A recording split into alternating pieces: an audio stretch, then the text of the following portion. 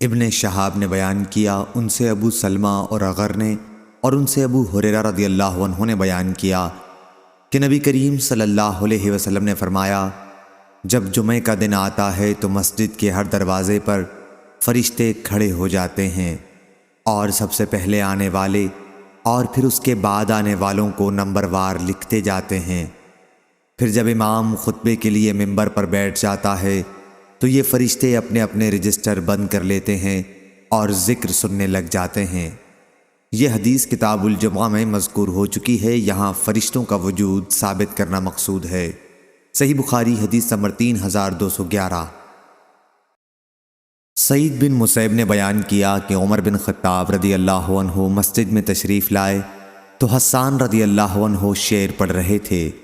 انہوں نے مسجد میں شعر پڑھنے پر ناپسندیدگی فرمائی تو حسان رضی اللہ عنہ نے کہا کہ میں اس وقت یہاں شعر پڑھا کرتا تھا جب آپ سے بہتر شخص حضرت صلی اللہ علیہ وسلم یہاں تشریف رکھتے تھے۔ پھر حضرت حسان رضی اللہ عنہ حضرت ابو ہریرہ رضی اللہ عنہ کی طرف متوجہ ہوئے اور کہا کہ میں تم سے اللہ کا واسطہ دے کر پوچھتا ہوں، کیا رسول اللہ صلی اللہ علیہ وسلم کو یہ فرماتے تم نے نہیں سنا تھا؟ کیا اے حسان، کفار مکہ کو میری طرف سے جواب دے، اے اللہ روح القدس کے ذریعے حسان کی مدد کر۔ ابو ہریرہ رضی اللہ عنہ نے کہا کہ ہاں بے شک میں نے سنا تھا۔ صحیح بخاری حدیث نمبر 3212۔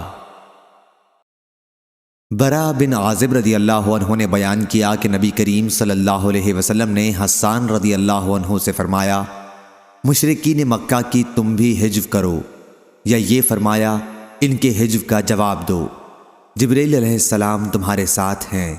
صحیح بخاری حدیث نمبر 3213۔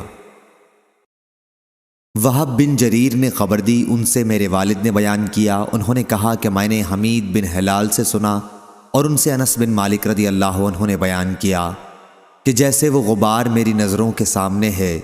موسیٰ نے روایت میں یوں زیادتی کی کہ حضرت جبرائیل علیہ السلام کے ساتھ آنے والے سوار فرشتوں کی وجہ سے جو غبار خاندان بنو غنم کی گلی میں اٹھا تھا۔ صحیح بخاری حدیث نمبر 3214۔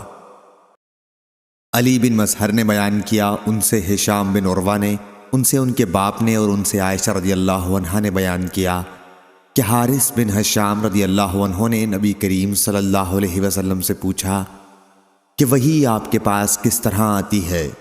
حضرت صلی اللہ علیہ وسلم نے فرمایا کہ کئی طرح سے آتی ہے، کبھی فرشتے کے ذریعے آتی ہے تو وہ گھنٹی بجنے کی آواز کی طرح نازل ہوتی ہے، جب وحی ختم ہو جاتی ہے تو جو کچھ فرشتے نے نازل کیا ہوتا ہے میں اسے پوری طرح یاد کر چکا ہوتا ہوں۔